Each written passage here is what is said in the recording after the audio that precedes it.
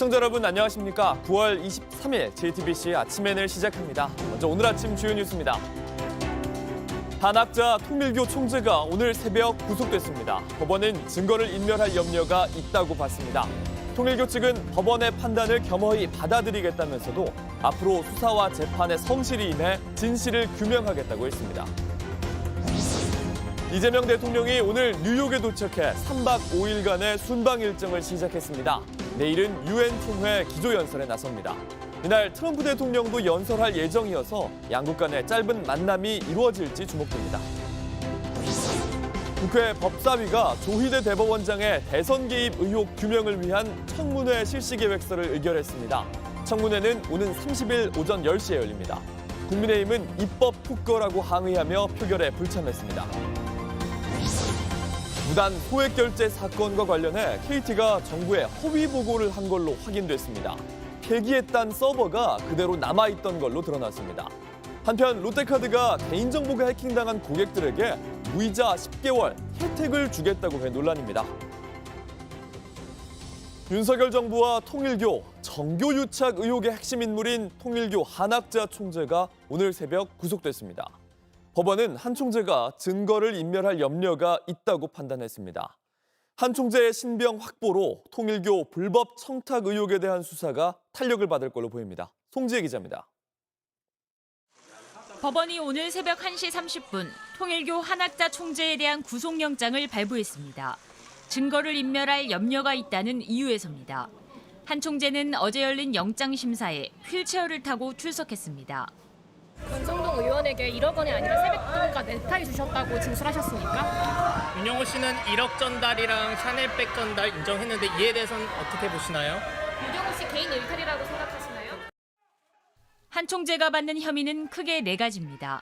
그중 핵심은 2022년 대선을 앞두고 권성동 국민의힘 의원에게 불법 정치자금 1억 원을 건넸다는 혐의.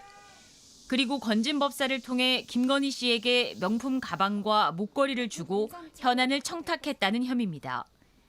통일교 측은 윤영호 전 본부장이 예산과 자금을 독자적으로 다룬 것이라면서 한 총재와는 무관하다고 선을 그었습니다. 하지만 특검은 한 총재가 최종 지휘하거나 승인했다고 의심하고 있습니다. 영장심사에서 특검은 한 총재가 3차례 출석 요구에 불응하다 권성동 의원 구속 뒤에야 출석하는 등 증거인멸 우려가 크다고 강조했습니다. 반면 한 총재 측은 혐의 사실을 대체로 부인하면서 윤 전 본부장 진술만을 근거로 인신을 구속하려는 시도는 부당하다고 주장한 것으로 전해졌습니다. 법원은 특검의 손을 들어줬습니다. 통일교 측은 입장문을 내고 향후 수사와 재판 절차에 성실히 임해 진실을 규명하겠다며 국민 여러분께 심려를 끼쳐드려 진심으로 사과드린다고 밝혔습니다. 한 총재의 구속으로 특검의 관련 수사에도 탄력이 붙을 걸로 보입니다.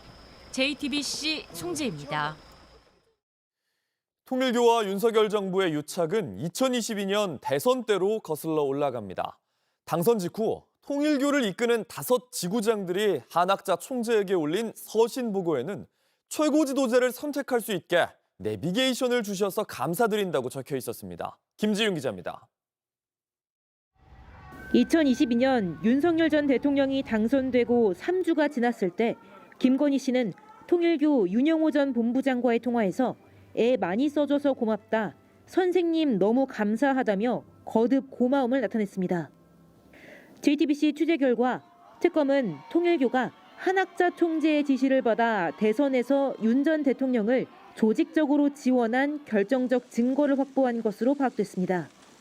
통일교의 지역별 교단을 이끄는 5 지구장들이 대선 바로 다음 날인 2022년 3월 10일 한 총재에게 올린 참 부모님 서신 보고 문건입니다.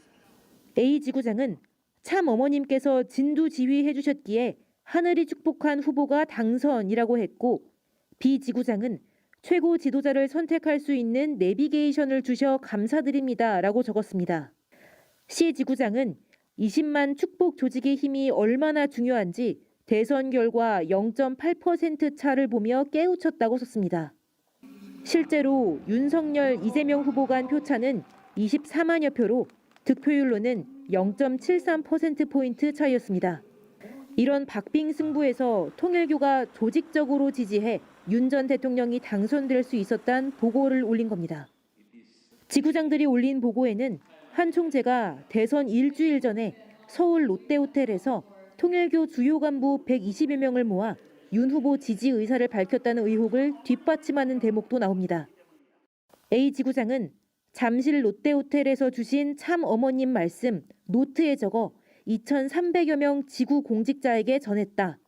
다음 날 윤석열 안철수 단일화 기자회견을 보았고 참 어머님의 축복을 받은 후보가 천운이 함께한다고 느꼈다고 적었습니다. C 지구장은 대선 며칠 앞두고 긴급 내리신 하늘 명령을 활동 전선까지 하달해 신속하게 사명을 수행했다며 하나의 조직, 단결, 행동을 강조하며 식구들에게 전달했고 순종이라고 썼습니다. 특검은 이 같은 보고가 한 총재의 정교 일치 이념에 따라 통일교 각 지구장들이 일사불란하게 움직였음을 보여주는 핵심 물증으로 보고 있습니다. 특검은 각 지구장들을 불러 한 총재의 지시가 어떻게 실현됐는지 조사하고 있습니다. JTBC 김지윤입니다. 이재명 대통령이 오늘 미국 뉴욕에 도착해 유엔 총회 참석을 비롯한 3박 5일간의 방미 일정을 시작했습니다. 이 대통령은 내일 유엔에서 기조연설을 할 예정인데 같은 날 트럼프 미국 대통령도 연설이 예정돼 있어서 두 정상 간의 약식회담이 성사될지도 주목됩니다. 곧바로 뉴욕으로 가보겠습니다. 정강희 특파원, 이 대통령 뉴욕에서 공식 일정 시작했습니까? 네, 이 대통령은 6시간 전쯤 이곳 뉴욕에 도착했습니다. 도착 직후부터 곧바로 공식 일정에 들어갔습니다. 먼저 레리 핑크 세계경제포럼 의장 그리고 미 의회 상하원 의원단을 차례로 만났습니다. 지금은 동포 간담회가 진행되고 있는데요. 내일은 유엔 총회 기조연설에 나섭니다. 내일 기조연설에는 어떤 메시지가 좀 담길 걸로 예상이 됩니까? 네, 이번 유엔 연설의 핵심은 민주 대한민국의 복귀 선언이 될 것으로 보입니다. 강유정 대변인 이야기 직접 들어보시죠. 대한민국이 경험한 민주주의 위기 극복과 회복 과정을 국제사회와 공유하고 한반도 문제를 비롯한 주요 글로벌 현안에 대해 우리 정부의 비전과 정책을 제시할 예정입니다. 이 대통령은 모레 24일에는 한국 정상으로는 처음으로 유엔 안보리 공개 토의를 주재합니다. 또 구테러스 유엔 사무총장, 프랑스, 이탈리아 정상 등과의 양자회담도 예정돼 있습니다. 네, 같은 날에 트럼프 대통령도 기조연설을 하잖아요. 일단 두 정상 간의 공식 회담 일정은 없는 거죠? 그렇습니다. 한미 양자회담은 현재로선 공식 일정에 포함되지 않았습니다. 다만 두 정상이 같은 날 기조연설을 하는 만큼 총회장 주변에서 약식회담과 같은 짧은 접촉이 이루어질 가능성은 배제할 수 없습니다. 네, 다음 달 말 경주 에이펙을 계기로 북미 회담이 이루어질 거란 관측도 있는데요. 이번 유엔 총회 북미 간의 실무 접촉이 시작될 가능성도 있을까요? 네, 말씀하신 것처럼 트럼프 대통령이 에이펙을 계기로 우리나라를 방문할 예정이기 때문에 일각에선 과거 판문점 회담과 같은 이 깜짝 이벤트가 성사될 가능성도 거론되고 있는 게 사실입니다. 특히 북한은 이번에 2018년 이후 처음으로 이 고위급인 김성경 외무성 부상을 유엔 총회에 파견할 것으로 관측됩니다. 이를 두고 미국과의 실무 접촉 가능성을 열어둔 포석이라는 해석이 나옵니다. 다만 한 외교 소식통은 현재로선 북미 간 유의미한 접촉 시도 정황은 없는 것으로 안다고 전했습니다. 일단 트럼프 대통령이 내일 기조연설에서 북한과 관련된 구체적인 언급을 할지 주목해서 지켜봐야 할 것 같습니다. 지금까지 뉴욕에서 JTBC 정강현입니다.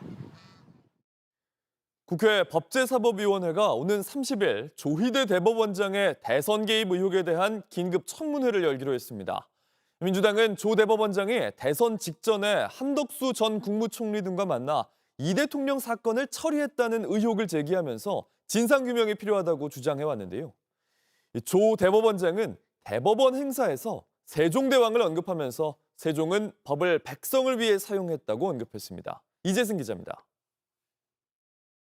국회 법제사법위원회가 조희대 대법원장의 대선 개입 의혹을 둘러싼 긴급 청문회 계획서를 의결했습니다. 국민의힘 위원들이 표결에 불참함에 따라 재석 의원 15명 중 찬성 10명, 기권 5명으로 가결됐습니다. 청문회는 오는 30일 오전 10시에 열립니다. 청문회 한 건을 단독으로 상정한 민주당은 조 대법원장과 한덕수 전 국무총리, 지규현 판사 등을 증인으로 불렀습니다. 민주당은 이재명 대통령 공직선거법 위반 사건의 파기환송 판결 경위를 따지겠다고 했습니다. 또 조 대법원장이 대선 직전 한덕수 전 총리 등과 회동했다는 의혹에 대한 진상규명도 필요하다는 입장입니다.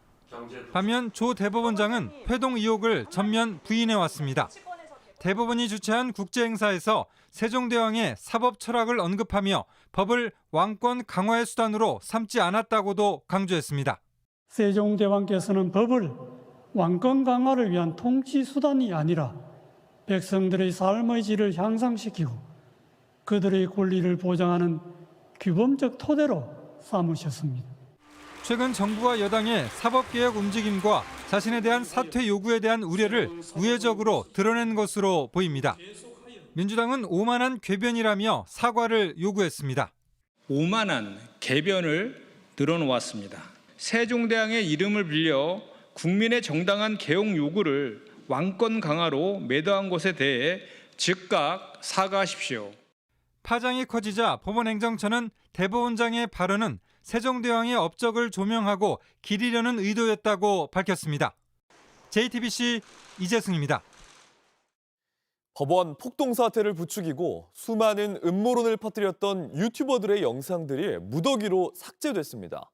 그런데 이 삭제된 동영상으로 얻은 후원금 최소 12억 원이 넘었습니다. 김필준 기자입니다. 단독 서부지법 폭동은 중국인이라는 제목의 유튜브 영상. 올 1월 22일 올라와 70만이 시청했지만 지금은 삭제됐습니다. 또 다른 유튜버는 부정선거를 주장하는 모스탄 전 대사 입국 환영 영상을 올렸는데 역시 삭제됐습니다. 이처럼 윤석열 전 대통령이 취임한 2022년 5월부터 올 9월까지 기록이 남아있는 유튜버 37명의 계정을 확인해 본 결과 1만 8천 개가 넘는 동영상이 삭제된 걸로 파악됐습니다. 그런데 삭제된 동영상을 통해 얻은 슈퍼챗 수익은 12억 6,800만 원에 달했습니다. 광고나 직접 후원 계좌로 받은 금액 등은 제외한 숫자입니다. 막대한 슈퍼챗을 받았고 그거 영상을 지웠다는 자체가 뭔가 뒤가 구린 것을 확실히 보여주는 증거 아니냐. 가장 많은 수익을 올린 계정은 한남동 집회를 주도한 한 유튜버로 삭제된 585개의 영상에서 2억 4천만 원의 수익을 냈습니다. 부정선거를 주장하던 또 다른 유튜버는 2,196개의 영상이 지워졌는데 여기에서만 1억 2,600만 원을 벌었습니다. 이 밖에도 지워진 영상 중엔 검찰이 긴급 압수수색에서 찾은 것이라거나 헌재 내부 최신 정보 등 정부 관계자가 아니면 알 수 없는 정보를 다룬 것들도 있었습니다. 지침이라든가 정보를 가지고 방송을 했다는 얘기가 많았는데 정권 교체가 되니까 바로 다 지운 부분들은 뭐 그런 내용들, 의혹들을 뒷받침하는 거예요. 앞서 윤석열 정부 대통령실 시민사회수석실 관계자도 JTBC에 유튜버가 여론의 방향이라고 생각해 언론보다 빨리 현안에 대해 정보를 넘겨줬다고 시인한 바 있습니다. 민주당은 윤석열 정권과 일부 유튜버가 결탁된 정황이라고 보고 수익금 환수가 필요하다고 지적했습니다. 공생한 극우 유튜버들이 영상을 삭제하고 있습니다. 환수 조치를 위해 이번 문체위 국정감사에서 할 수 있는 모든 방안을 강구하겠습니다. 다만 유튜브 미국 본사의 협조 없이는 쉽지 않을 것이라는 분석이 나옵니다. JTBC 김필준입니다. 온라인에서 화제가 된 뉴스, 화제가 될 뉴스를 골라 전해드립니다. 아침엔 소셜픽입니다. 안젤리나 졸리 등 유명 스타들이 최근 미국에서 표현의 자유가 우려된다는 발언을 잇따라 내놨습니다. 트럼프의 비판하는 토크쇼를 중단시킨 디즈니와 함께 일한 배우들도 나섰습니다. What are you afraid of at this present moment as an artist and as an American in regards to the US? 현지 시간 21일 배우 안젤리나 졸리는 영화 꾸띠르로 스페인 산세바스티안 영화제를 찾았습니다. 질문을 받은 졸리 10초 넘게 주저하다가 어렵게 입을 뗐습니다. It's obviously a very difficult question. Only to say that I love my country, but I don't at this time recognize my country. Limits personal expressions and freedoms and from anyone I think is very dangerous. 배우 마크 러팔로 또한 표현의 자유가 공격받고 있다면서 정부를 비판했습니다. We wake up every day with some new shocking news that is makes us question: Are we actually? Is this our reality? Is this America?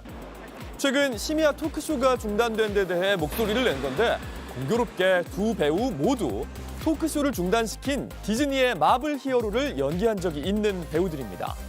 경력을 건 배우들은 더 있습니다. 마블 판타스틱 4의 주인공을 맡은 페드로 파스칼, 지미 키멜을 지지한다는 메시지를 인스타그램에 올렸고요.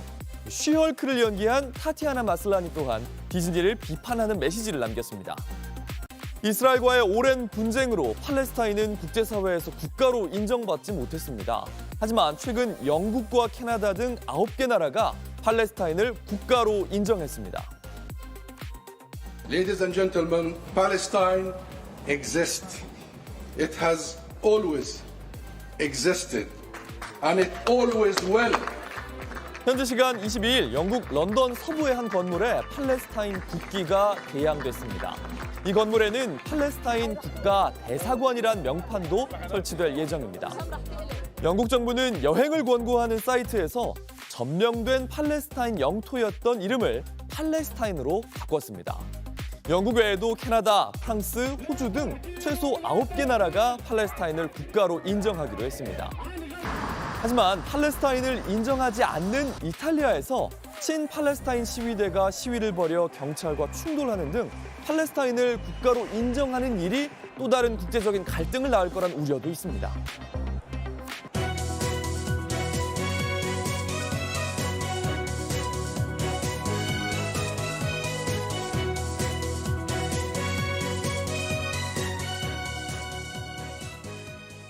광범위하게 벌어진 KT의 해킹 사태에서 KT가 서버를 폐기한 시점을 정부에 허위로 보고한 정황이 드러났습니다.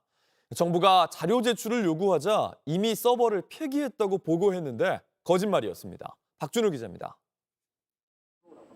지난 7월 19일 한국인터넷진흥원 키사는 KT의 일부 서버에 해킹 피해가 의심된다고 통보했습니다. 이틀 뒤인 7월 21일 KT는 자체 조사 이후 침해 사고 흔적이 없다고 보고했습니다. 이후 문제의 서버가 원격 상담 시스템 서버였음을 파악한 키사는 지난달 12일 KT에 자료 제출을 요청했습니다. 그런데 돌아온 대답은 이미 8월 1일에 서버를 폐기해 자료 제출이 불가하다였습니다. 하지만 실제로는 8월 6일에 4대, 키사의 자료 제출 요구 다음 날인 8월 13일에 2대의 서버를 폐기한 것으로 드러났습니다. KT가 키사에 허위 보고를 한 셈입니다. 당국이 본격 조사에 착수하기 전 의도적으로 서버를 서둘러 폐기하고 거짓으로 보고했다는 의심이 드는 대목입니다. KT는 사내 조직인 정보보안실 요청에 따른 것이었다고 해명했습니다. 다만 폐기된 서버의 로그 기록은 백업돼 있는 것으로 확인됐다고 지난 18일 민간합동조사단에 보고했습니다. 5월부터 엊그제 9월 15일까지 진행된 보안 점검 결과 보고서를 KT가 접수받았고 그 내용을 자체 검토하고 분석한 후에 어젯밤 보안 침해 사고가 있었다는 사실을 신고하게 되었다고 밝혔습니다. 지난 5월 외부 보안업체에 서버 전수조사를 맡겼는데 이 과정에서 백업 사실을 뒤늦게 파악했다는 겁니다. 조사단은 백업된 로그 기록을 분석해 해킹 의혹을 규명할 방침입니다. JTBC 박준호입니다. 연이은 해킹 피해에 소비자들이 더 화가 나는 건 기업들의 대처입니다. 롯데카드가 해킹 피해 대책으로 무이자 10개월 혜택을 주겠다고 했는데 피해 보상이 아니라 마케팅이나 다를 바 없다는 반응입니다. 전다빈 기자입니다. 주부 백영대 씨는 최근 롯데카드 해킹 소식에도 카드 해지를 못했습니다. 지난 2월 카드 의무 사용 기간을 설정하고 가전제품을 할인받아 구매했기 때문입니다. 롯데카드가 보상책을 내놨지만 의무 약정에 대한 대책은 없습니다. 저희가 몇 개월 써야 되는 그런 것도 있는데 해지하면 안 되잖아요. 솔직히. 너무 화가 나는데 지금 방법이 없으니까 그냥 재발급 받고 이제 저희가 조심할 수밖에 없을 것 같아요. 해킹 피해에 대한 대책으로 내놓은 10개월 무이자 할부나 연회비 면제 등은 카드를 더 쓰게 하거나 오히려 해지를 막으려는 것 아니냐는 비판까지 나옵니다. 10개월 무이자 할부 이런 거는 사실 그렇게 크게 고객 입장에서는 도움 안 되고요. 결제액이 늘어나면 자기들이 매출이 늘어나는 건데 그걸로 자기 뭔가 고객들 이탈하지 않게 유도하려고 하는 것 같고 그렇게 할부를 많이 쓰지 않던 사람들한테는 실질적으로 도움이 되지 않는 점. 카드 번호와 CBC까지 유출된 소비자들은 집단 소송도 준비하고 있습니다. 정부는 현안 점검에 나섰습니다. 피해를 입으신 분들이 불편을 겪지 않도록 모든 피해 구제 조치를 강구하겠습니다. 또 현재까지 파악된 피해 경로 외에 다른 경로에서는 숨겨진 피해자가 없는지 그것도 확인하겠습니다. 파장이 커지는 가운데 방통위와 개인정보위도 롯데카드 조사에 착수했습니다. JTBC 전다빈입니다. 오늘은 절기상 낮과 밤의 길이가 같다는 추분입니다. 서울 아침 최저기온이 18도로 시작해 오후엔 27도까지 오르는 등 대부분 지역에서 일교차가 크겠습니다. 전국이 대체로 흐린 가운데 제주도에는 오전부터, 남해안에선 곳에 따라 오늘 늦은 밤부터 비가 내리겠습니다. JTBC 아침엔을 마칩니다. 내일도 7시 반에 아침을 열겠습니다. 시청해주셔서 감사합니다.